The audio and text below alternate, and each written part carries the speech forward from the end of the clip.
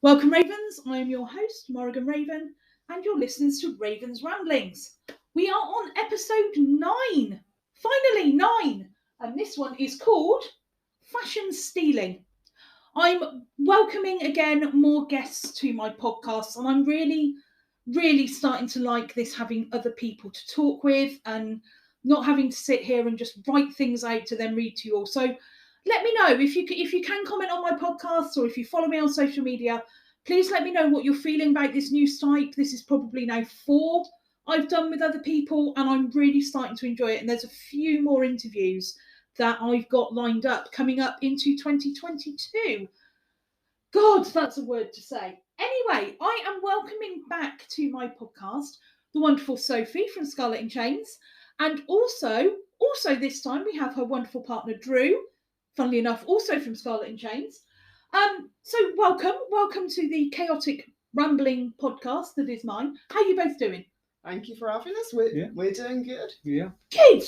So this episode is all around slightly different from what I've done, but still kind of based around fashion. But I think it was one that needs to get a voice out there for what's going on. So we've been through Auntie Felicity and people being put on furlough and losing jobs, and now we're hearing in the UK about the NHS, where people start losing their jobs from not having the choice or the freedom as to whether they have jabs. And we're not doing a podcast on that, but we're looking at kind of the phenomenon of online shopping. People haven't been able to go out and buy things at events like you guys were doing. They're not going into shops. So we have this whole thing of online shopping, and we're kind of seeing the battle between small business and the large conglomerates. And I know that in previous videos and YouTube channels, we've mentioned Mr. Bezos and his lack of tax paying. Don't sue me, it's true. But I know that you guys have kind of been hit by the conglomerates, not because of what you do, but by having your designs stolen. So first off, before we get too far into that, for those of my viewers and listeners that don't know about you, do you want to give us a brief kind of introduction to Scarlet in Chains, who you are and what you do? Well, we make bespoke stainless steel jewellery. We can do it all at any size at all. So rather than a lot of companies where it's a case of like, this is the sizes you can buy, you can literally tell us what size you want anything made to. We have quite a range of different items that we make, because we literally make them there and then for whenever you order. And of course you can have things customized. So for example, if you like sort of one design but you'd like a crystal that's from another design, or anything in between, a bit of extra chain links and so on in there, we can tweak and change and add and adjust. The other thing as well that we do that's none of the big companies can offer is the fact with all of our items, because of the fact again we make it all ourselves, we offer free resizing on everything for the lifetime of everything. So that's no matter how many times you want to do it. The only thing that we ask is that you just pay the postage back to you. And I suppose that's something about the small business, is that you've got the flexibility to do that. You can offer those. Something like the big conglomerates can't really. And I don't want to compare you to ones like Amazon, because they have multiple different shops selling through there. I've dealt with smaller shops who now distribute through Amazon just because it's easier. But we're talking about kind of like big brands that you can't send things back unless you're just returning it for something that's, again, off the rack and a different size. So just in general, how has the pandemic treated you? I know we have covered this in the YouTube video, but you've had ups and downs, I'm sure. It's definitely been ups and downs. It's been a roller coaster. Real mixed bag. I mean, we started the pandemic with sort of no clue how things were going to work, because beforehand we were doing sometimes 2 events a weekend, that suddenly we had no events. Now, fortunately, we already had quite a good online following, so we expanded our website and tried to bring more services and more customization to our online products to make the experience as close as possible. And we did really quite well. Our audience supported us really, really well through the first part of the pandemic. Our problems came same with a lot of online businesses actually when shops reopened, but events didn't reopen. So people thought we were back doing events and doing normal things, and we weren't, because though they'd opened shops, events didn't open till, well, almost the next year. I mean, shops first started opening up in July 2020. The first event we did was it August 2021? Maybe even September, maybe? No, we August, definitely did something in August. Yeah, there was one. So we were almost a year behind traditional retail in reopening, and that year the parts of it where we weren't locked down were quite difficult, because I think a lot of people thought we were all back open and doing events again, and that sort of things were back to normal, and they weren't. And an awful lot of small businesses went under during that period, and we're just incredibly grateful for the wonderful audience we've got that kept us going through that time. Because so we really didn't know how the pandemic was going to affect us. Because we're just so grateful that we survived. And as you say, a lot of businesses didn't, because that was a really, really hard time for people that were... It hit harder than the pandemic itself. Yes, it did, yeah. Because they reopened normal retail but left so many other sectors of the market closed to people, which hit small and micro businesses who already hadn't seen that government assistance because they didn't have a fixed premises, because a lot of them do pop-ups and markets. So even though your traditional high street shops had had help from the government, market stall holders, pop-up holders and people that do events and festivals, their markets weren't open, yet they didn't receive the same help. We had almost no help at all. I mean, practically, it was no help, to be honest. So the fact that we're still standing is an amazing thing, and such a big thank you to people that believed in us. And prior to COVID, I mean, I know, Auntie Felicity, say this dreaded sweet word on this channel, you had another issue with your stuff. Yes. And this is kind of where this podcast comes into, of you had one of your absolutely gorgeous, and I know I'm a plug for you guys anyway, but your stuff is amazing. Now, I will say on this podcast, before we go any further, there is a extremely well-known brand of crystal that these guys, if you have heard of them before, or if you've seen any of my YouTube channel videos about them, will know exactly what brand I'm talking about. Unfortunately, due to copyright laws, infringement and trading issues, I am not allowed to mention that brand on this channel. So we're going to call them for now Voldemort. So you were using proper Voldemort crystals in your designs. I was going to say, just to people that don't know the background with that, why you suddenly don't see this particular brand used by smaller businesses anymore is the new CEO of that company decided they didn't want to see small businesses using their products because it devalued the name of the brand. So you'll only see now much larger brands using that particular crystal. Yeah. Just and to sort even of they had to work hard to get the rights to how to use it as well. It was they had to apply and sort of go through ridiculous rigmaroles. You'd think that any normal company would just go, yeah, please have our stuff, let it be known. It's not like you're struggling enough as a small business in a unique market, trying to do something that's very different. As they did it just before Christmas.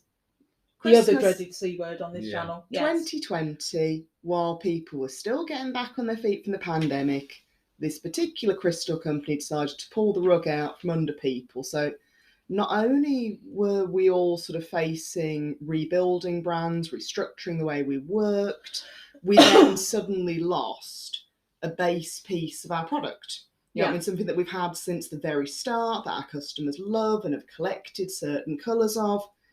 And that was, on top of everything else that happened, it felt like they were having a nice we on our parade, shall we say. I mean, it was particularly cruel the way they did it as well, because they announced in a very short amount of time, we're going to be stopping manufacturing. And a lot of people didn't know. It was only through our supplier that we found out. There wasn't even a proper public announcement. Because we were using an accredited supplier. And also using the name. A lot of companies still don't realise you can get copyright stung for using that crystal company's name, because they've not publicised any of this well. Yeah, that's the bit that was particularly harsh as well, because what a lot of the small companies did, like ourselves, was that when we had the notification of, all the manufacturing of these crystals are going to be stopping, A lot of us literally just used all the money we had left to try and buy as much stock as we possibly could, so we could just keep ourselves going while we looked for alternatives.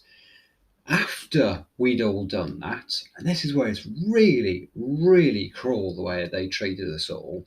It was maybe a couple of months. That was about all. When all the manufacturing had stopped and they'd made their little bit of money from the last few crystals they were selling, they suddenly turned around and said, "Oh yes, oh, and by the way, we're going to put out a thing saying that nobody can actually use the name of the crystals that you bought." So we all spent a fortune so we could have the last of these crystals we could possibly get hold of. And then literally a couple of months afterwards was when they turned around and said, "Oh yeah, you can't actually use the name of these anymore either." And there was never an official statement on either of what the rules were. We only started finding out that this was going on when people in sellers groups and various other places, started to get hit by copyright strikes. We had some ourselves from our Facebook shop, and even Facebook, to begin with, were confused where these copyright strikes were coming from, till eventually we figured out from somebody else who got a solid answer. I think it was either Facebook or Instagram, said, "Oh, Swarovski have now got a..."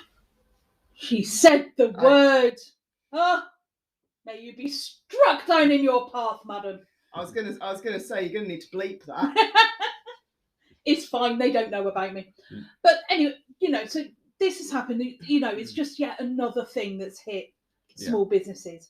But what I want to concentrate on today is you had one of your beautiful crystal designs stolen by Wish. It wasn't just one. And that was when you found out it wasn't just one, and it was the fact that they'd stolen not just your design, they'd actually had the cheek to put up your branded pictures. Yeah. So first off, I've got so many questions about this, but how did you find out first off it had actually happened? One of our followers, this was, I think, Christmas 2019. I had a message on our Facebook page going, "I'm really sorry to say some of your stuff is on Wish, and I know damn well you guys make it yourself because I've met you at an event where you've made my piece in front of me. So I know your stuff doesn't come from there and it's not factory made. So what's going on?" I was like, "Okay, can you get me a link to it?" They sent me a link, and then I found more of it. And then we started getting more messages, and about 10 people in total. Yeah, I think it was, spread across different areas of Wish, found these different listings. Now, we knew obviously with Wish being based, if I remember correctly, Wish are based in China. I think they are, Yeah. Now, with Drew's background in an old job you knew about copyright laws, and China are interesting. Let's just leave it there. Yeah. It's they don't really see copyright. Well, the other thing about Wish as well, and sorry to interject, I've actually looked at Wish, I've heard about Wish, I've purchased from Wish, and I did purchase a plus size garment that I was trying to get somewhere else, but actually they didn't do in plus size, and I kind of wanted to see whether they were decent or whether it was as shabby as people were saying, and I think I spent £7 or £8 on an item just to see. Never bought from them again. I certainly wouldn't trust any of their electrical items. But the bit that people, I don't think, generally understand about Wish, when you go somewhere like that other hideous place that I hate, Shein. If you go to Shein or you go to ASOS, if you go to ASOS and you buy 15 items, whether it be shoes, whatever, they will pretty much arrive in the same bag on the same day or in the same box. If you go to Shein, if you buy multiple items, say you bought 10, 15 items, there is a very good chance they will all appear in the same bag on the same day. If you go to Wish and you buy 10 different items, you've potentially bought from 10 different shops. It's like a really cheap back alley version of Amazon. But the original idea of Wish was a good idea. A very good idea. The idea being the fact that you were buying directly from the manufacturers rather than having to go through some of the retailers. So the idea being that the manufacturers would get all the money rather than only getting like a percentage of the money, Which meant from the in resellers general and they're so on. cheaper. So it worked out cheaper for people buying from them, and also the manufacturers saw more of their profits. So the original idea of it was a really good idea. So you could see, you've got all these different shops that are then, I'm a small business, I want to sell through. So I'm going to pick one I know, Floating Lotus. Mm-hmm. They do feminine products, reusable, and they sell and resell through Amazon. And the reason they do that is because the distribution costs to do themselves is higher than if they concentrate on the making, ship it all to Amazon, and Amazon distribute for them. So I suppose for a company like Wish, where it's coming direct from manufacturer, in the early days of it, if people had seen your items on there, they could potentially have genuinely thought they were from you. Yes. But what we're finding is actually they're stealing, and then they're making cheap-ass copies and trying to palm them off as the genuine item. Well, Tell was us the story of yours. This was our biggest concern, to be honest, because obviously one of the things we're known for is high-quality stainless steel. Yeah. A lot of people buy from us because they've got metal allergies or they've got sensitive skin. So we've become associated with items that are safe to buy and wear if you've got sensitive skin. And they're indestructible.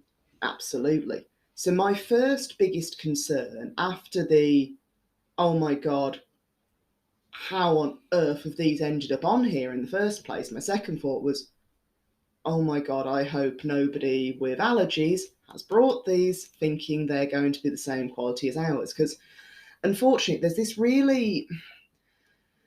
really unhealthy myth that goes around the internet, which in some cases has been proven true, but in a lot of cases it's false, that people think things all come out of the same factory.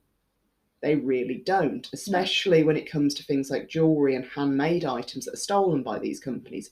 They're not factory made, they're made by us. So anything they're making is not going to be the quality of the things we're making. Well, plus the fact that you, like you said, you work in stainless steel. Yeah. Now, I've known you 2 years. I know how you work. I've seen you making things. So I can hand on heart say every item that goes out the door you make between the two of you. Now, you've had to develop your own tools to be able to work with this sort of thing. So if by chance a company had taken your design and run with it and they were using the same quality metals, they would have to have, at the speed that Wish would sell something, a factory that deals in stainless steel.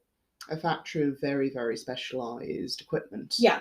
Because and that costs a lot of money, so they wouldn't be able to sell it for the prices that they're selling it for.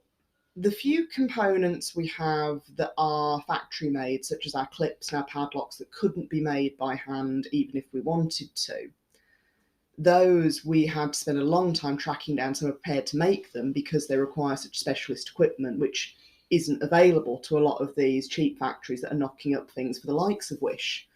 So my biggest concern at the time was that people would see our branding, assume it was going to be a product of the same quality of ours, because it's a really unhealthy myth that you hear quite a lot. So I've seen it with things like the Killstar creatures, you can just buy the knockoffs, they're the same quality. There's knockoffs of Killstar creatures? Oh, yeah. Of course there is. But there seems to be this whole culture of the fact of, it'll all come out the same factory, it'll be fine. And that literally depends on what it is. I mean, things like TV screens, there's only a handful of TV manufacturers. The screens most likely have all come from the same place and just had a different badge put on them. And I know from working in retail when many, many years ago, we used to have a gentleman that come in that would always buy sunblessed bread, but he wouldn't buy 50p back in the day for a loaf of bread, but he wouldn't buy the company I worked for, their own brand, even though it said on the packaging, this is packed by Sunblessed. Yeah. So when the people who now can purchase your items that are kind of my age would remember that and therefore wouldn't think that it was coming from somewhere different, that it was all coming from, it's just what's left over sold at a cheaper price. Yeah, which is an absolute myth because we make everything to order. That's why you're very rarely, the only time you'll see excess items sold off slightly cheaper is if we've received old stock back from suppliers. Yeah. Like obviously, sadly over COVID, a few shops got rid of their physical premises and we were sent stock back that was maybe in an older style of chain or had older components on it that we don't sell anymore. And whenever we have older stock that will go slightly cheaper, it will still come from us with the same guarantees you would get if you brought a brand new made-to-order product. And I can vouch for that because I've seen some of the items that have come back that are older stock, and they are very much your items. Yeah. So you found out through people that they were being sold. Other than the utter cold-hearted feeling that must have sunk to the pit of your stomach, what was your next step? What did you do? I mean, obviously, I know kind of what happened, but the listeners don't. Well, so what was your next step first. So you looked throughout the entire site to try and find everything possible. I was really lucky. I had a few volunteers that helped me look through, and bless them, I ended up sort of dishing out vouchers and several other things. So there was a few fans of ours that actually helped me comb through several parts of Wish and find the items while you were researching other companies that had stuff stolen by Wish and what they did about it. And how many did you find that they'd taken in the end? I found, I think, about 10 in total, but this is the very interesting thing. Some of our followers had been reporting stuff as they spotted it, and one of the sellers went straight down. As soon as our followers reported it, about 6 of the items went immediately, just after about, I don't know how many reports they got because I put it out on our social media asking people to go to these links and report them as false. Because fortunately, because we make our stuff in front of people, anybody that has ever been to an event with us knows damn well it ain't factory made. So these people claiming to have brand new factory sealed products of ours, we're talking out the backside. So once we'd done that, you continued your search on other companies on how they dealt with Wish, because we weren't interested in suing them or anything like that because it's China. You know what I mean? Trademark laws, copyright laws, suing culture, it just doesn't happen in China. So the next best thing was just getting it taken down. Yeah, I mean, because obviously with China, and I knew this because of the place I used to work at. So I used to be a lecturer and we had a lot of Chinese students, and plagiarism, copying and so on. That in China and in their whole society is the greatest compliment you can give someone. Whereas over here, it's known as plagiarism. Yeah, that's quite funny because that's one of my questions later on. So yeah, it's very, very much a cultural difference with that. But there were routes I was able to take through, and we found a link and so on. And actually, other companies that had also had stuff copied, I passed this link on to them as well. And I got in contact with them. They had sort of quite a simple form. Ironically, it looks like this happens a lot. So they're just ready to just jump on it and just remove stuff. And it was a case of like, one, this is the listing, the list of listings that are on Wish. Second bit was, this is where the original listings have come from, because what had blatantly happened is that they had literally just used a bot, and it had just swept through a section of Etsy, copied all the images, copied all the text, and just made up a price that was like a fraction of what the original thing was, and it just created the link. So I don't think an even human was even involved at this stage. No. It was all literally just using a bot to automate it all.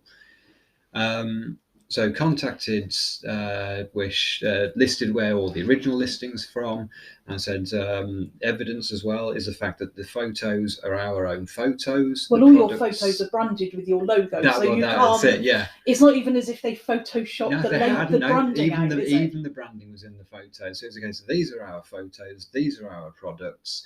Our logo is on every single photo, of which here is our trademark. Oh, and also that's my wife in the photo. So you can't really argue with that. No, and they were really quick, and all the ones that I'd listed had been taken down, and we probably should have another check through Wish. I do actually. I will have a look for you later. I need to do some internet searching anyway. In all honesty, though, because it's all done automatically, they'd swept, and I think we just got caught in that one particular sweep. Well, and I actually know a bit more about that now. There was a fascinating thread that was going on, and I think one of the Etsy sellers groups I'm in, about how this happens in the first place. That it's a little bit like Twitter with trending topics. Yeah. The people that have stores on Wish will look for trending fashion topics, And then if your design happens to come in the scoop of results they get back, it gets copied and put onto Wish.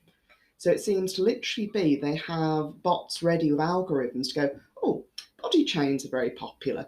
Let's scoop the first 2,000 designs off Etsy with the word body chain in it. So I wonder why you've been found on Wish, but you've not been found on their, I call them their sister partner, but AliExpress.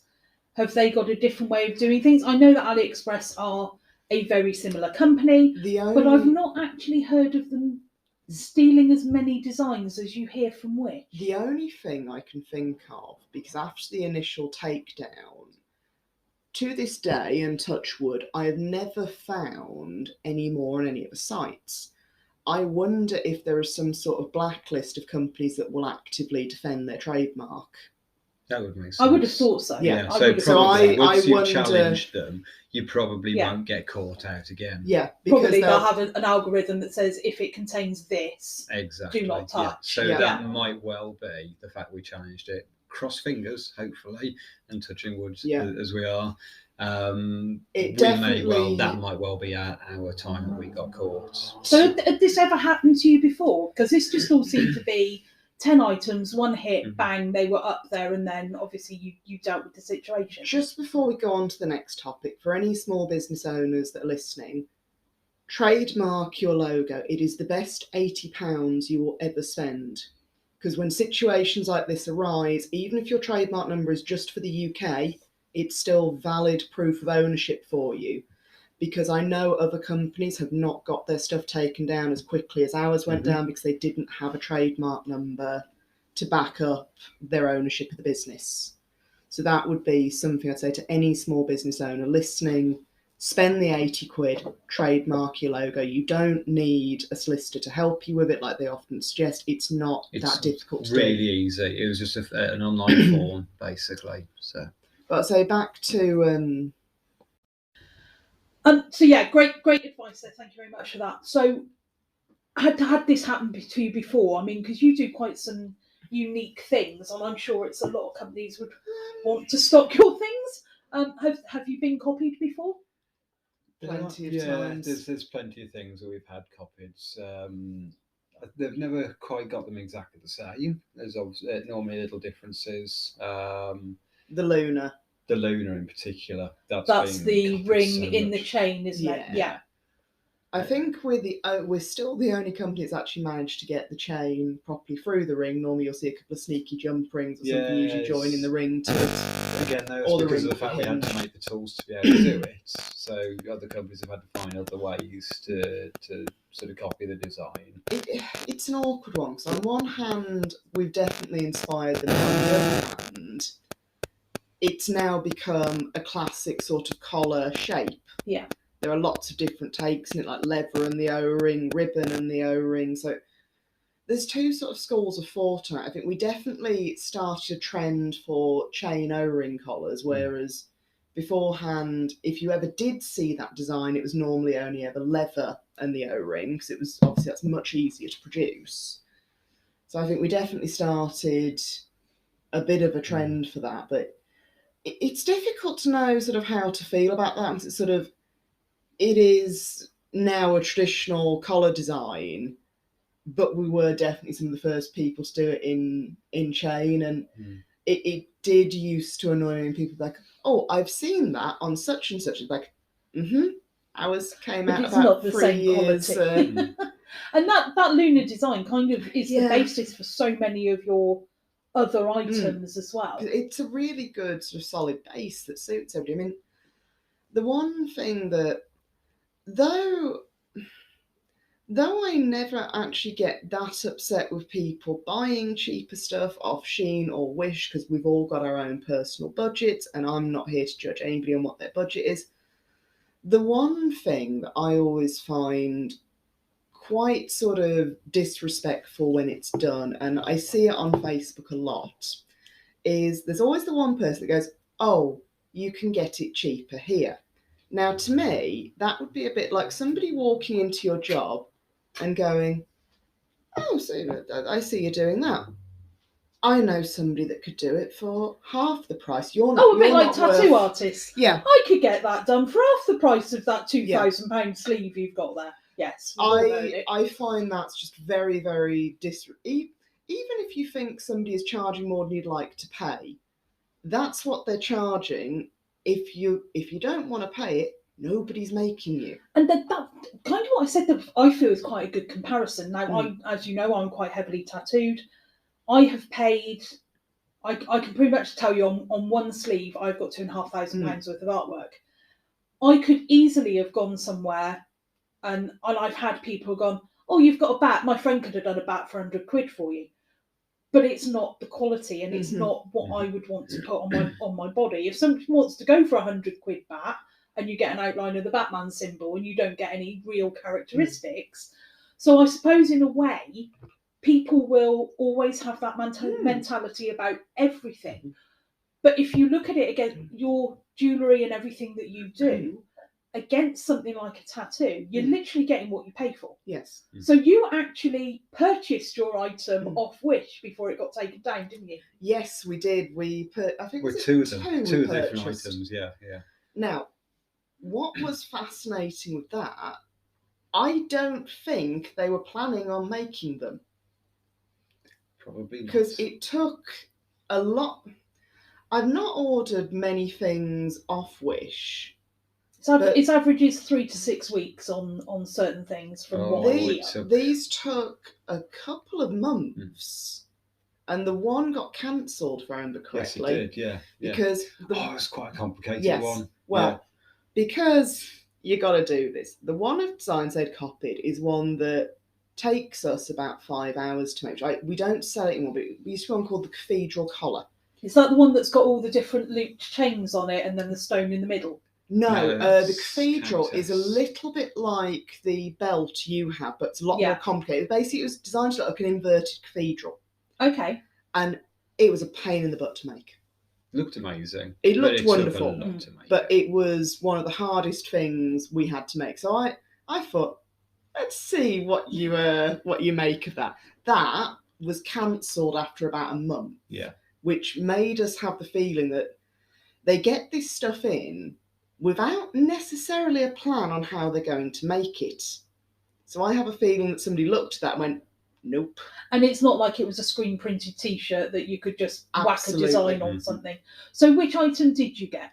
We got two. We got was it Bloody Chandelier? Blood Valkyrie. Blood Valkyrie, that was it. And I'm forgetting the name of it. It was I'm sure it was. I know it had loads of blue crystals on it. That was the Blood Valkyrie. That was the Blood Valkyrie. That had the rings around the crystals. The other one we had was, once again, one I don't know if we make anymore. It was one of our collar style ones. I know which one it was. It was the Synergy collar. It was the Synergy. Yes.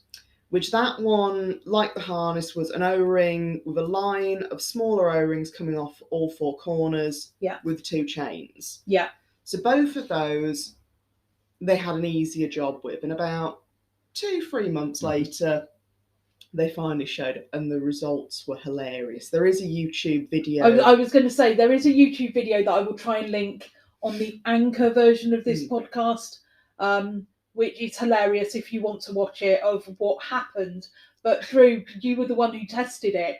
Now, I can tell you, I own an awful lot of Scarlet and Chains jewellery, and I have literally given it to burly men that I work with and asked them to try and break it, and they've never managed it. What happened when you tried the same with the Wish item? Well, I wasn't actually trying to break it at the time. I was trying to just put it on the neck, because we got like sort of a display neck that we wanted to put them, so we could put them by the side. And I just accidentally caught it with my little finger.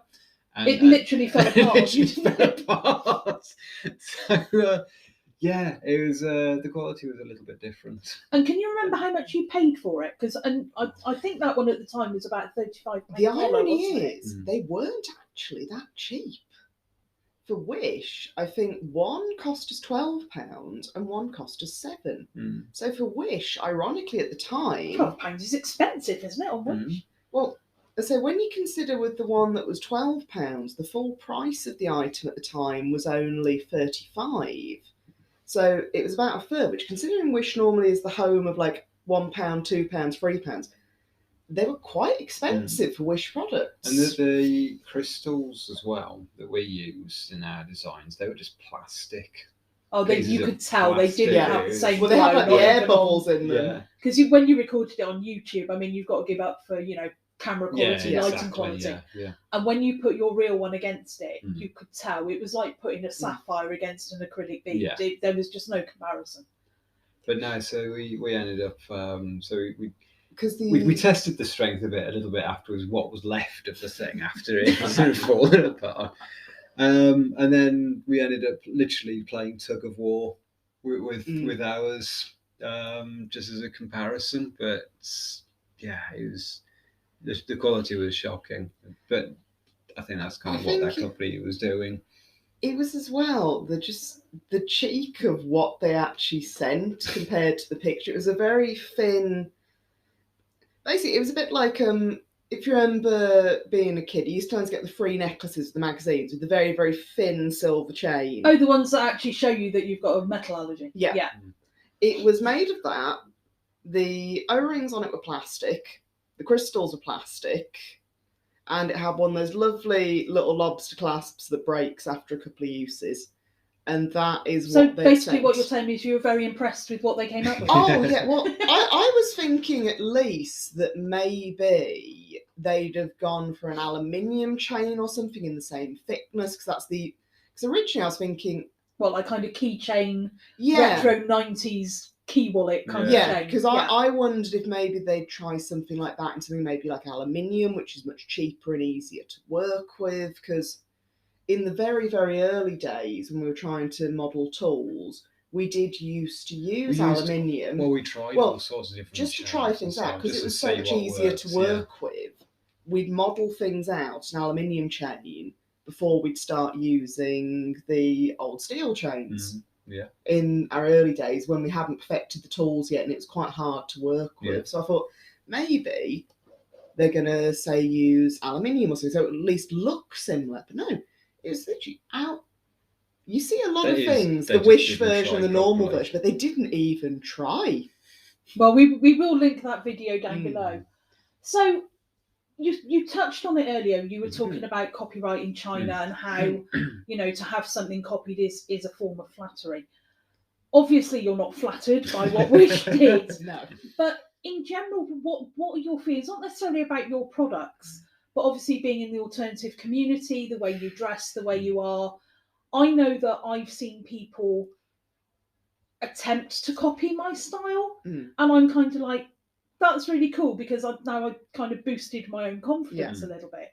But when it comes down to your products, that's an awful feeling to have something that you've worked so hard for made into just a cheap cracker prize. I think. I mean, I don't know if you'll have the same answer as me on this, but it's one thing when somewhere like Wish or Primark or a mainstream place has taken real inspiration from your work and made similar things, because they don't care about the alternative community. They just want to make some money out of fashion. But when you get larger alternative brands that have very clearly borrowed from smaller creators, and often they don't change much, that I find upsetting. It's one of those, if you're a larger alternative brand, you should care about the community. Yes. Yeah, I mean, if you want to use designs from small designers, approach them. Collaborate with them. Yeah, because you're already in a subculture. Yeah, exactly. And I like the way you phrased it there about taking inspiration from the subcultures like the goth and the alternative and even the fetish industry. Because I've touched upon it before, and it's something I've spoken out about before, of people are saying, well, the fashion Prada, I've done a goth collection, but Vivienne Westwood was doing punk before punk was popular. So it's kind of swings and roundabouts when it comes to things. And, you look at the 80s fashion of, you were either a goth or you were into neon pink. Yeah. And the kind of neon stuff has come back recently. It's come back in the early 2000s. It's come back again in the last few years. So that kind of recycling of fashion happens. And people are always going to go, Absolutely. oh, that's cool. So I like the way you phrased it about taking inspiration into mainstream, because it does make it more available when it's coming to Yeah. fashion. Especially for the younger generations, because I've got a probably slightly controversial opinion on this. I'm actually okay with high street goth. I know a lot of people aren't so much, but when I was younger, and probably certainly when you were younger, if you wanted clothes, you had to make them yourself, save up a lot to go to the one or two shops that made them.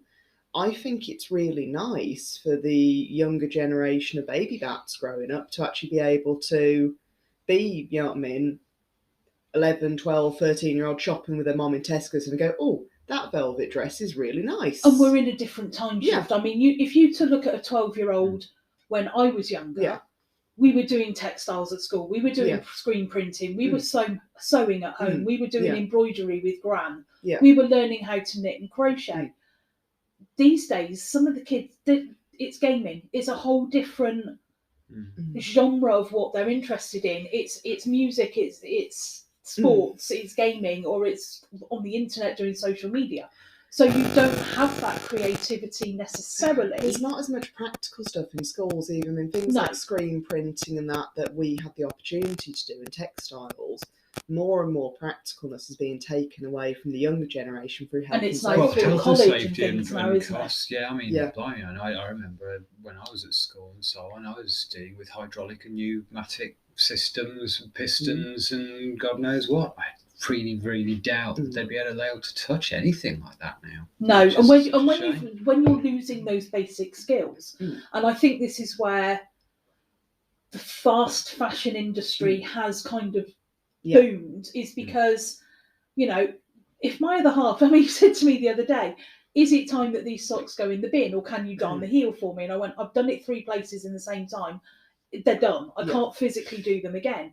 But we were used to that kind of, and I don't want to call it a post-war era, but my grandparents were around when the war was happening, and it was that make, do, and mend. You didn't have the money to throw around. So when I was growing up, if you ripped a hole in your jeans, you patched it. You didn't go and buy a new pair of jeans.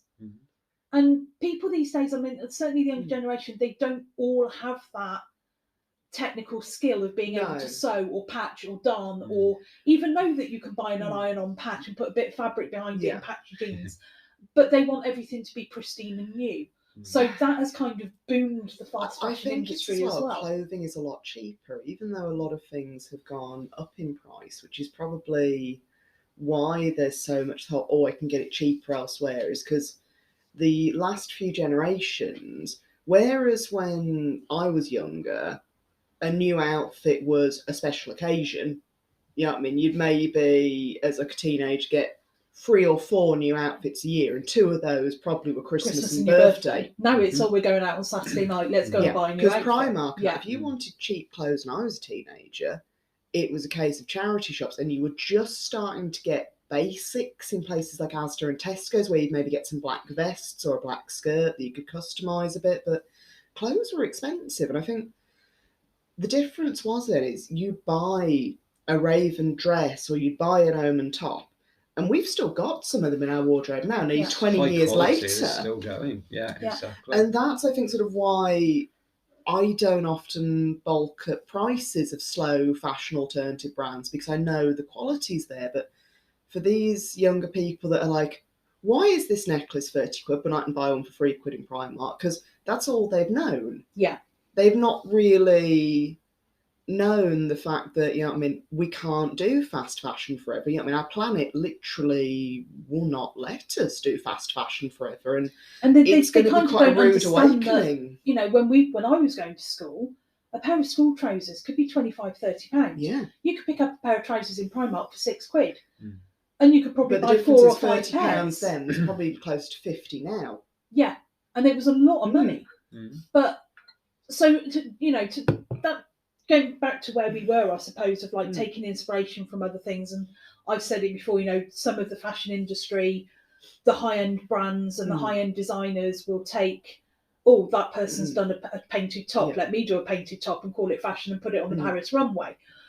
How do you feel about maybe designer brands looking at smaller companies and taking those things and putting them on the runway that then maybe gets you seen more? Do you feel that's a good thing, or do you feel that's back to, again, stealing designs? I think it's a good thing because it gets seen more, but I really do wish they would poach more than ideas. The fact that there are plenty of young and up-and-coming designers, fashion students that have come from alternative cultures, have come from alternative backgrounds in different areas of society. Instead of just poaching their ideas, if you want to start doing something, some punk-inspired stuff for Gucci or Prada or whoever, hire yourself a couple of punk students and talk to them, find out where their fashion comes from, why it's the way it is. Then it wouldn't just be lip service, it would actually be understanding the culture and the significance behind some of the pieces. And getting things right, because there's a lot of things that we look at that are being released and so on. For example, in the goth scene and so on, and you just look at them and go, you're just not quite getting it. Yeah. It's like you kind of almost got a basic idea of the idea, but you're either putting way too much faffy stuff on, or you've got the shape all wrong, or there's always that they're just missing the mark with the things. And if they actually had somebody who knew and understood the subculture and where it comes from, the kind of styles that a lot of us like, they could actually nail it. And people wouldn't be so irritated by it. And I suppose as well, you could look at the flip side of that and go, you are a small business.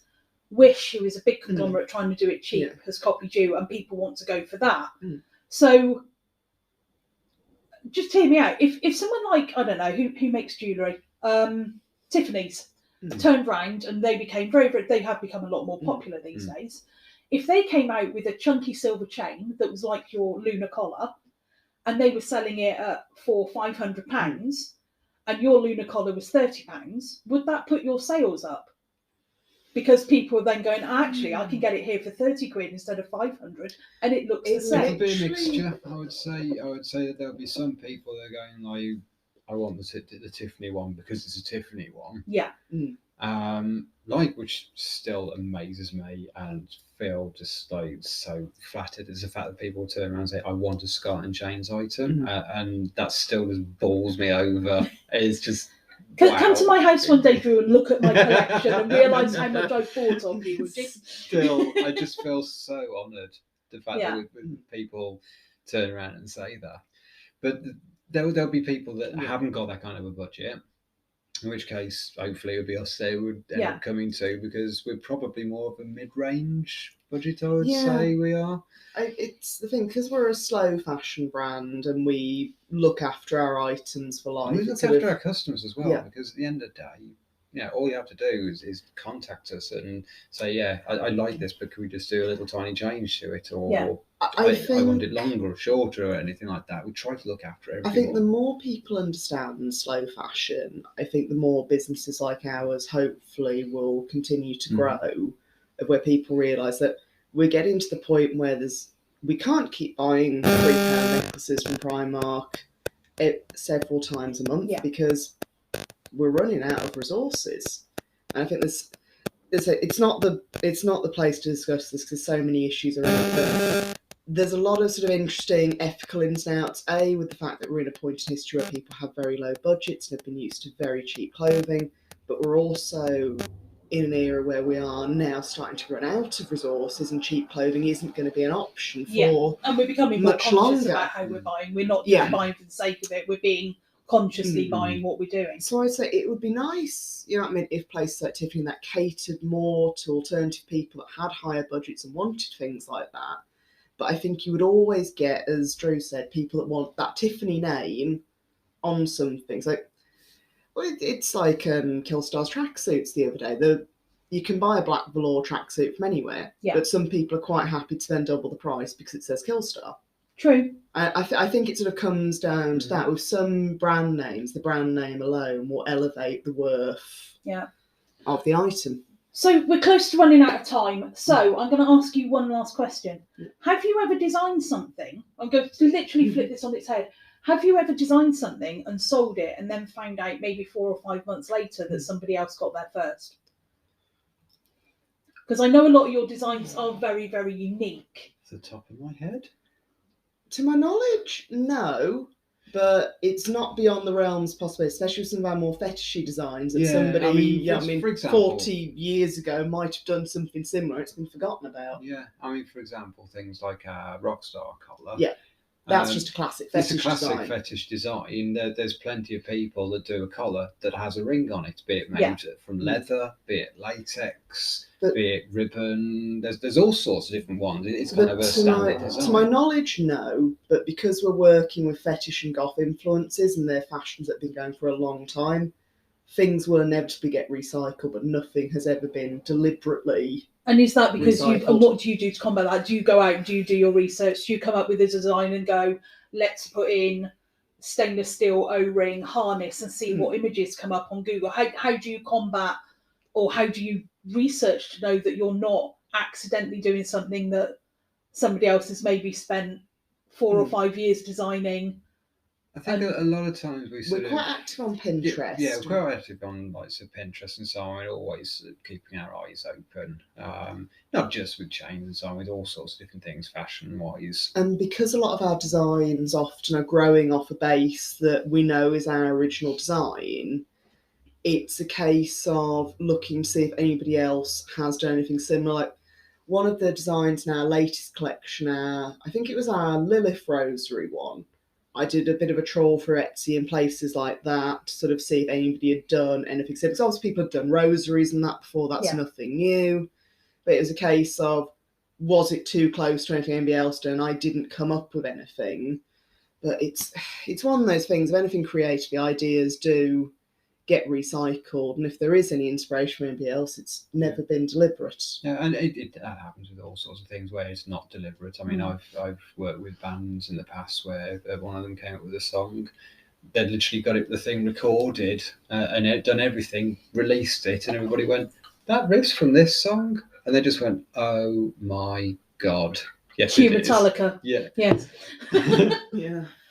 Cool. So thank you very much for coming on. I am just going to say this to anyone who is listening. You know, if you own a small business, you know, or you're an artist, or you're something in the creative genre of doing what you're doing, please research what you're doing. I have personally bought an item from somebody from a very small shop close to where I live, and they actually stole an artist's piece of work and cut it out, took his signature off it, and stuck it on an item and sold it at quite a ridiculous price.